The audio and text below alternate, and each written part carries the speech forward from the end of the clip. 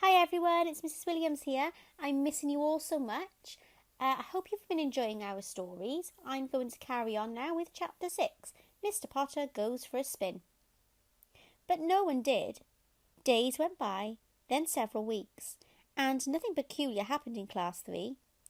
After a time, Mr. Magica, who at first had continued to look very worried and cross, stopped seeming to be so unhappy about the loss of his potion. Eventually, he seemed to have forgotten all about it. The weather gradually began to warm up. One morning, about 2 weeks before the end of term, it was so hot that Mr. Majeika opened the windows in class 3.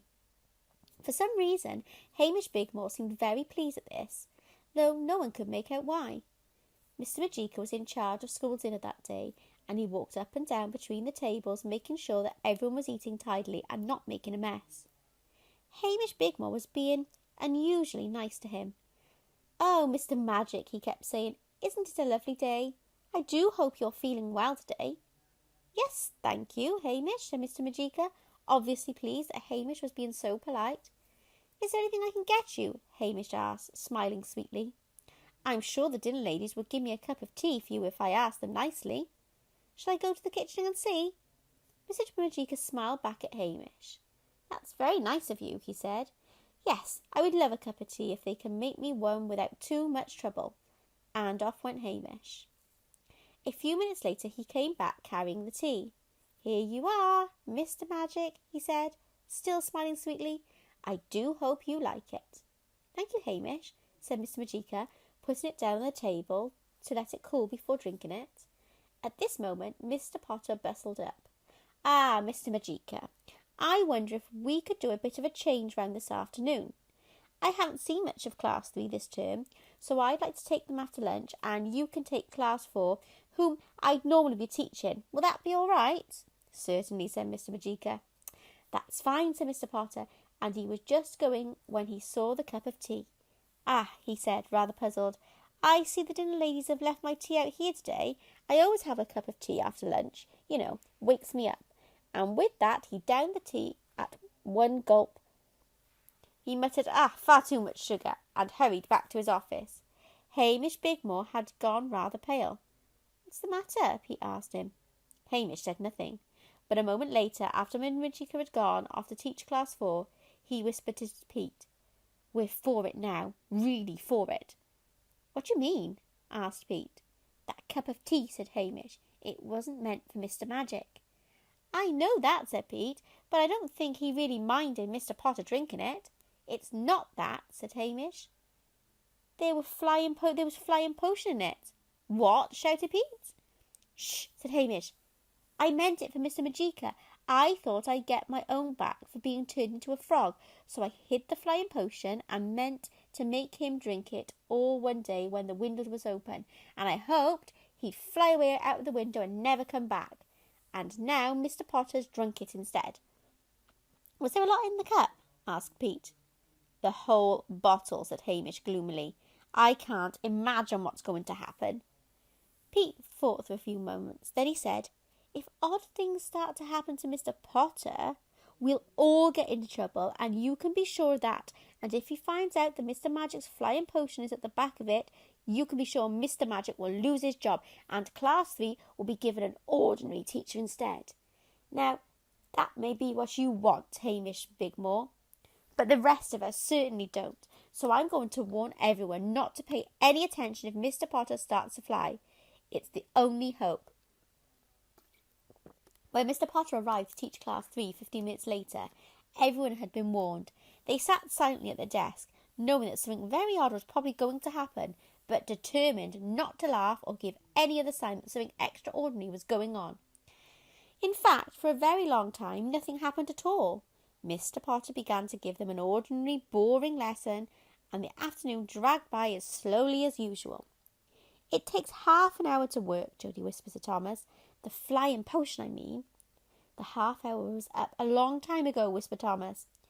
"I can't think why nothing's happening." "I know," whispered Pete. "It's because he's not thinking about flying. You've got to think about it in order to leave the ground." "Well, let's hope he doesn't think about it," whispered Pandora. Mr. Potter glanced up irritably. "Stop that whispering at the back," he said. Have any of you been listening to me? What have I been talking about, Jody?" There was an awkward silence as Jody tried to remember what Mr. Potter had been saying.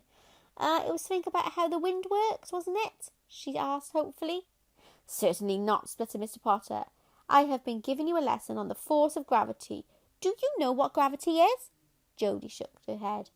"Oh, really?" said Mr. Potter. "You haven't been listening at all. Gravity is a thing which keeps us all on the ground and stops us floating up into the air." His voice became a squeak of surprise on the last 3 words, for as he spoke them, he himself left the floor and began to rise slowly towards the ceiling. There was a few snufflings among Class 3 as they stuffed handkerchiefs into their mouths to stop themselves laughing, but otherwise silence. Mr. Potter had stopped rising and was suspended in mid-air, about 4 feet from the floor. He said, "something peculiar seems to have—" He looked at Class 3, and Class 3 looked back at him. No one laughed or said anything. Slowly, Mr. Potter came down to the ground. "He must have stopped thinking about flying," whispered Jody. "Let's make him talk about something else. That should keep his mind off it." "Mr. Potter," said Thomas loudly, "we don't really want to hear any more about the force of gravity. Why not tell us about the winds instead?" "Certainly not," said Mr. Potter crossly. "Kindly attend to the lesson. As I was saying, gravity stops us from floating in the air. Now you may ask, how is it that birds manage to fly? Let me tell you. When birds wave their wings—" He started to wave his arms to show them what he meant, and as he did so, he rose once more in the air. At first he didn't seem to notice and simply went on talking. "By moving their wings," he said, "birds create a current of air which permits them to fly wherever they want. They can fly to the left," and so saying Mr. Potter flew across the classroom, "or to the right," he flew back to his desk, "or round and round in circles." As he said these last words, Mr. Potter slowly circled the room and then returned to his desk. He looked puzzled. He said, "I don't know how to put this, boys and girls, but during the last few minutes, while I was talking to you, I had the strangest sensation that I was flying like a bird. Did you notice anything odd, boys and girls?" "Oh, no," said Thomas. "We didn't see a thing," said Pete. "You must have imagined it," said Jody. "Only," said Thomas, "we wish you'd stop thinking about it. I mean, talking about flying and tell us about something else." "Listen, boys," said Mr. Potter crossly. "I am going to finish my lesson on the force of gravity, and I want no more interruptions from you. Now you must understand that, if it were not for the force of gravity, we couldn't simply walk about on 2 legs. Why, we'd often find ourselves standing on our heads. And of course," as he said these words, Mr. Potter's feet rose a little from the ground, and he slowly turned right over in the air, coming to rest standing on his head. There was a silence. "Are you sure there's nothing peculiar is happening to me, boys and girls?" came Mr. Potter's voice from the floor. Nothing at all," said Pandora Green. "You're just standing by your desk as usual." "Oh," said Mr. Potter. "Oh, well, I really ought to go and see a doctor about these funny things I keep imagining. Still, I must finish the lesson." He cleared his throat.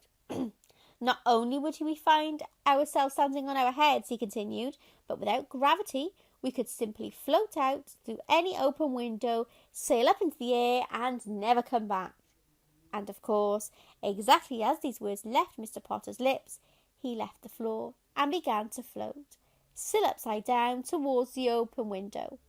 "Quick!" shouted Pete. "Someone shut the windows or you'll never be seen again." Everyone made a rush for the window, but just as that moment the bell rang for the end of the afternoon school, and as it did so, Mr. Potter came back to earth with a bump, and sat up, rubbing his head.